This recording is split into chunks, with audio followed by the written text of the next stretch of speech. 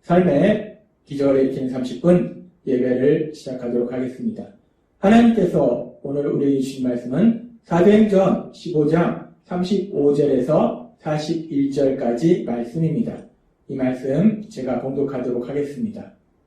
바울과 바나바는 안디옥에서 유하며 수다한 다른 사람들과 함께 주의 말씀을 가르치며 전파하니라. 며칠 후에 바울이 바나바더러 말하되 우리가 주의 말씀을 전한 각 성으로 다시 가서 형제들이 어떠한가 방문하자 하고, 바나바는 마가라는 요한도 데리고 가고자 하나 바울은 밤빌리아에서 자기들을 떠나 함께 일하러 가지 아니한 자를 데리고 가는 것이 옳지 않다 하여 서로 심히 다투어 피차 갈라서니, 바나바는 마가를 데리고 배 타고 구브로로 가고 바울은 실라를 택한 후에 형제들에게 주의 은혜에 부탁함을 받고 떠나 수리아와 길리기아로 다니며 교회들을 경고하게 하니라. 아멘. 오늘 이 시간 하나님께서 우리 주신 말씀을 듣기 전에 잠시 기도하는 시간 갖도록 하겠습니다. 하나님 아버지 감사합니다. 오늘도 저희들 사랑하셔서 우리 하나님 아버지 저희를 친히 만나주시고 저에게 말씀해 주시니 감사합니다. 하나님 아버지 오늘도 하나님이 주신 말씀을 통해서 연약하고 어리석고 미련한 저희를 사랑하신 하나님, 그 하나님의 놀라우신 사랑을 다시 한번 체험하고 그 하나님을 믿음으로 인해서 담대하게 세상을 살아가는 저희가 될 수 있도록 은혜 베풀어 주옵소서. 예수님의 이름으로 감사하며 기도드리옵나이다. 아멘. 바울과 바나바는 1차 선교여행 이후에 안디옥 교회에서 약 1년 동안 머물면서 영적으로 육적으로 재충전의 시간을 갖습니다. 그렇게 영적으로 육적으로 재충전의 시간을 가진 이후에 다시 이제 바울과 바나바가 2차 선교여행을 떠나려고 계획합니다. 사도행전 15장 36절은 이렇게 말씀합니다. 며칠 후에 바울이 바나바더러 말하되 우리가 주의 말씀을 전한 각 성으로 다시 가서 형제들이 어떠한가 방문하자 하고, 바울이 먼저 바나바에게 우리가 2차 선교여행을 떠나자라고 제안을 합니다. 그래서 2차 선교여행을 떠나서 우리가 이제까지 2차 선교여행에서 복음을 전했던 지역으로 다시 가서 그 지역에 믿음의 사람들이 어떻게 지내고 있는지 우리가 다시 한번 살펴보자라고 바울이 제안을 합니다. 바울이 이렇게 제안하는 이유는 여러 가지가 있을 수 있지만 이 안디옥 교회에도 믿음 안에서 하나님의 말씀 안에서 잘 성장하고 있었는데 엉뚱한 편협한 율법주의자들이 와서 할례를 받지 않으면 구원을 받지 못한다라고 엉뚱한 가르침으로 인해서 교회를 혼란스럽게 하고 성도님들을 혼란스럽게 하고 믿음을 흔든 그런 사건이 있었기 때문에, 그렇다면 이제 바울과 바나바를 통해서 복음이 전파되고 교회가 세워진 그 지역에도 이렇듯 엉뚱한 사람들이, 율법주의자들이 와서 엉뚱한 얘기를 해서 또 그 지역의 믿음의 사람들의 믿음을 흔들 수 있기 때문에 우리가 다시 한번 가서 분명한 진리 안에 믿음이 성장할 수 있도록 돕자라는 의미에서 또 이렇게 선교여행을 가자라고 바울 사도가 바나바에게 제안을 합니다.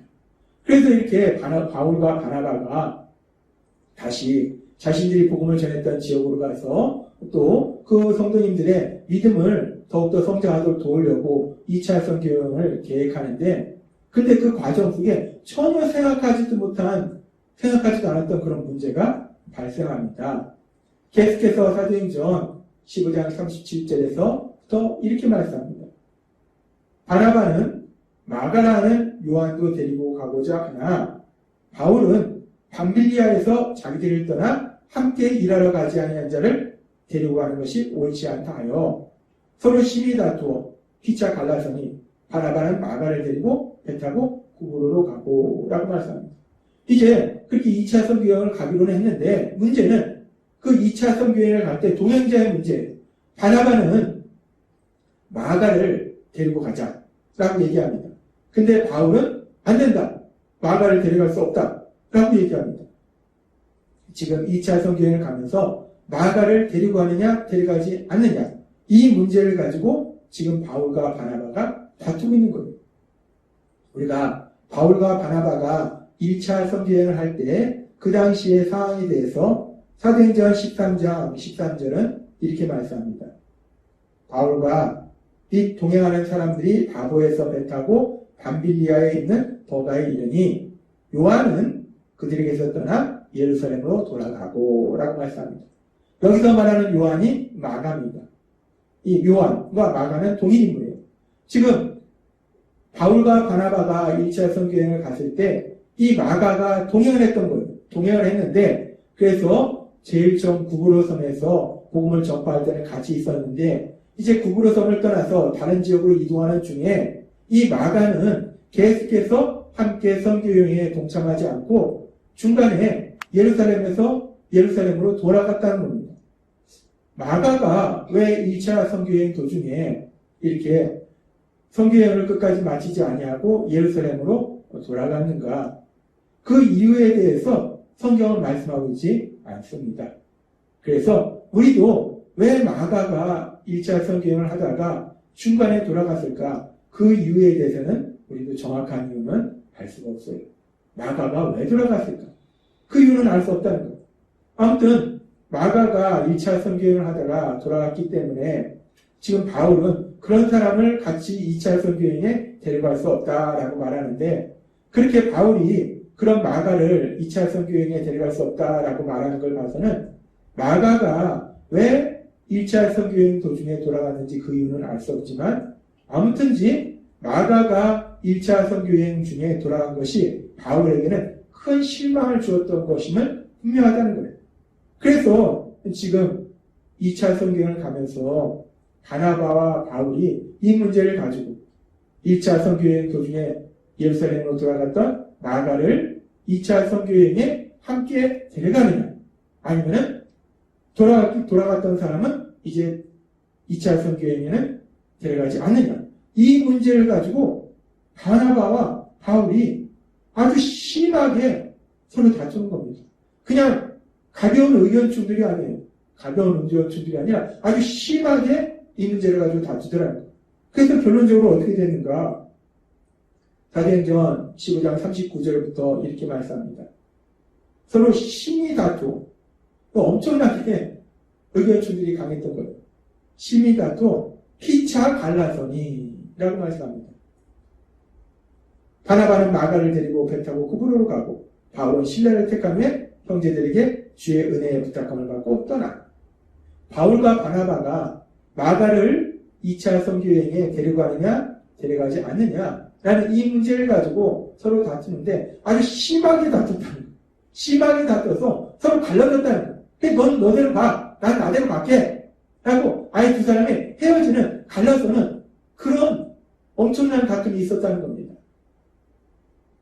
우리는 오늘 말씀을 통해서 분명한 믿음의 사람인 바울, 그리고 또한 믿음의 사람이었던 바나바, 이 두 사람이 서로 심하게 다투는 이 모습을 통해서 우리는 인간의 연약함, 인간이 얼마나 연약한가, 예수님을 믿어도 우리가 얼마나 연약한가, 우리가 얼마나 연약한 존재인가, 그 연약한 인간의 모습을 본다는 거예요. 믿음의 사람인 바울과 바나바도 연약한 인간일 뿐이더라는 겁니다.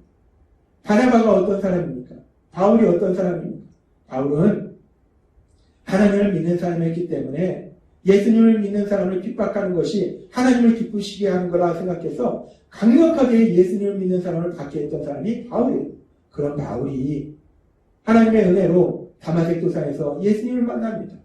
그래서 진정 진리를 깨닫게 되고 이제 예수님을 믿음으로 인해서 그 시간부터 바울은 180도 그 삶이 변화되어서 예수님을 믿는 사람들 강력하게 받게 했던 그 바울이 이제 그 예수님을 강력하게 전하는 사람으로 변화돼서 하나님을 기쁘시게 하더라는 거예요. 그래서 바울이 바나바와 함께 2차 선교여행 도중에 우리가 보면 루스드라에서 돌에 맞아 거의 죽을 뻔한 위기들을 만납니다. 그 돌에 맞아서 거의 죽을 뻔했는데, 복음을 전하다가 죽을 뻔했는데, 그럼에도 불구하고 바울은 복음 전파하는 것을 포기하지 않고 더베로 이동해서 또 더베에서 복음을 전해서 더 배해서 또 많은 사람들이 구원받는 영원의 놀라운 역사를 이루더라는 거예요. 바나바는 믿음의 사람입니다. 또한 하나님이 기뻐하시는 일을 감당하는 그런 사람이었다는 거예요. 바울은 그런 믿음의 사람이었어요. 하나님이 기뻐하시는 일을 감당하는 사람이었어요. 그런 바울이고, 그러면 바나바는 또 어떤가? 바나바 또한 대단한 믿음의 사람이라는 거예요. 바나바에 대해서 제일 처음 성경에 나오는 것이 사도행전 4장 36절입니다.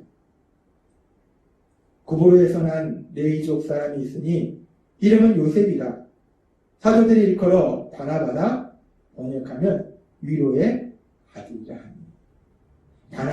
이 바나바라는 이름 속에 위로의 아들, 즉 사람들을 위로하는 사람들이 아파했을 때 함께 공감하고 위로하는 그런 마음이 따뜻한 사람, 사랑의 사람. 요한복음 13장 34절의 말씀처럼 내가 너희를 사랑한 것처럼 서로 사랑하는 그 말씀을 삶 속에 실천했던 믿음의 사람, 그 사람이 바나바였다는 거예요.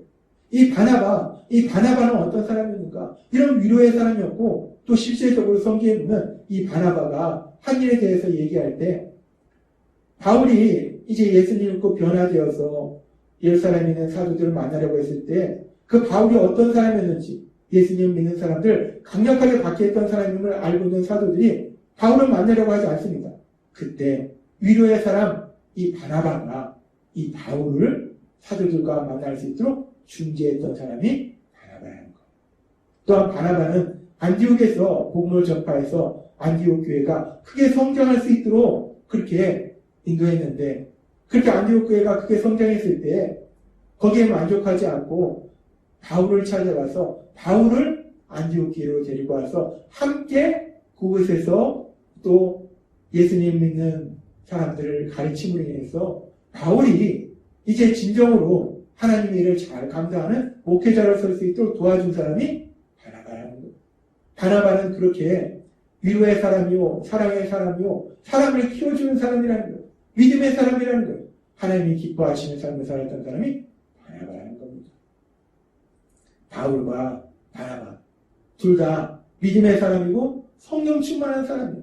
하나님이 기뻐하신 일을 감당하던 사람들이 바울과 바나바였다는 거예요.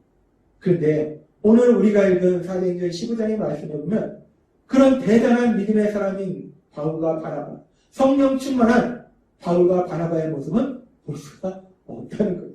그런 대단한 믿음의 사람임에도 불구하고 하나님이 기뻐하신 일들을 감당하던 성령 충만한 사람들이었음에도 불구하고 이 사도행전 15장에 나오는 말씀에 보면 그 순간은 믿음의 사람의 모습이 아니라 믿지 않는 사람의 모습, 세상 사람의 모습이 나오더라는 거예요.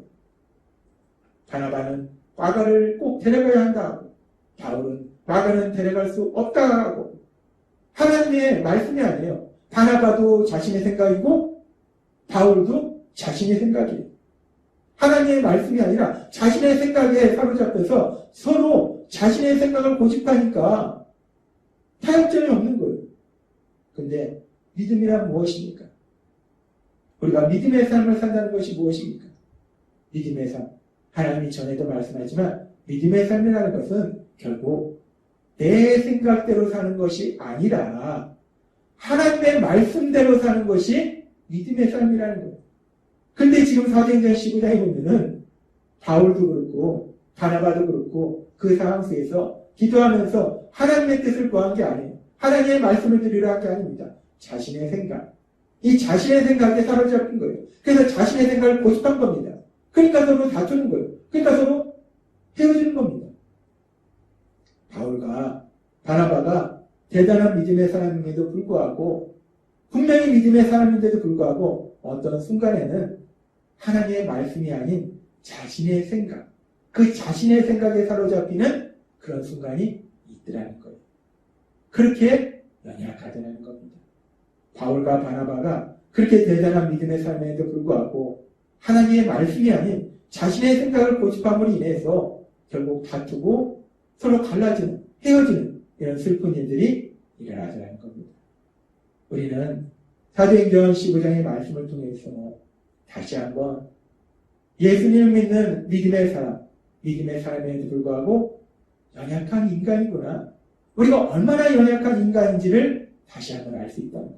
그 대단한 믿음의 사람, 그 대단한 믿음의 사람인 바울과 바나바도 항상 하나님의 말씀대로만 살아가는 것이 아니라 어떤 순간에는 하나님의 말씀이 아닌 자신의 생각, 이 자신의 생각에 사로잡히는 어리석고 미련한 죄를 짓는 그런 순간이 있구나. 그렇게 연약하구나. 라는 것을 우리가 본다는 겁니다. 그러면서 우리가 그러면 바울이 참 미련하네? 바나바가 미련하네? 라고 그들을 비판하고 정죄할 수 없는 것이 그렇게 대단한 믿음의 사람 바나바와 바울도 그렇게 연약하다면 그렇다면 우리는 어떨까? 우리도 그렇게 연약하다는 거예요. 우리도 예수님을 믿고 그래서 하나님 말씀대로 살려고 하지만 때로는 하나님의 말씀이 아닌 내 생각, 내 어리석고 미련한 내 생각, 악한 내 생각, 내 생각을 고집하는 그런 연약한 존재라는 거예요. 그런데 참으로 감사한 것은 우리가 믿는 하나님신 예수님은 그런 연약한 우리를 아시고 그런 연약한 우리를 사랑하신다는 거예요. 히브리서 4장 15절은 이렇게 말씀합니다. 우리에게 있는 대제사장은 우리의 연약함을 동정하지 못하실 리가 아니오. 모든 일에 우리와 똑같이 시험은 받으시는데 죄는 없으십니다. 우리 예수님은 우리가 연약함을 아시고 그 연약함을 질책하시는 것이 아니라 동정하신다는 거예요. 우리를 불쌍히 여기시고 그 연약함으로 인한 우리의 고통에서 우리를 구해주신다라고 말씀하신다는 겁니다. 그렇습니다. 우리는 모두 연약한 존재입니다. 예수님을 믿음에도 불구하고 우리는 연약하다는 것. 그런데 감사한 것은 우리가 믿는 하나님 예수님은 그런 우리의 연약함을 동정하시는 예수님이심을 믿습니다. 우리를 불쌍히 여기시고 우리를 도와주시는 예수님이심을 믿습니다. 우리가 그 예수님을 믿음으로 인해서 그 예수님의 사랑 안에서 우리의 연약함을 동정하시는 그 예수님의 하나님 사랑을 날마다의 삶 속에 풍성하게 체험하시는 여러분이 되시길 주님의 이름으로 축원합니다. 기도하겠습니다. 하나님 아버지 감사합니다. 오늘 주신 말씀처럼 우리는 모두 다 연약한 존재인데 그런 연약한 우리를 동정하시는 불쌍히 여기시는 사랑하시는 우리 예수님, 그 예수님의 사랑 안에 거하게 하시니 감사합니다. 날마다의 삶 속에 그 예수님의 한없는 사랑을 풍성하게 체험하는 저희 모두가 될 수 있도록 우리에게 보여주옵소서. 예수님의 이름으로 감사하며 기도드렸습니다. 네. 이 시간도 하나님께서 우리 주신 말씀을 묵상하면서 조용히 기도하는 시간 갖도록 하겠습니다.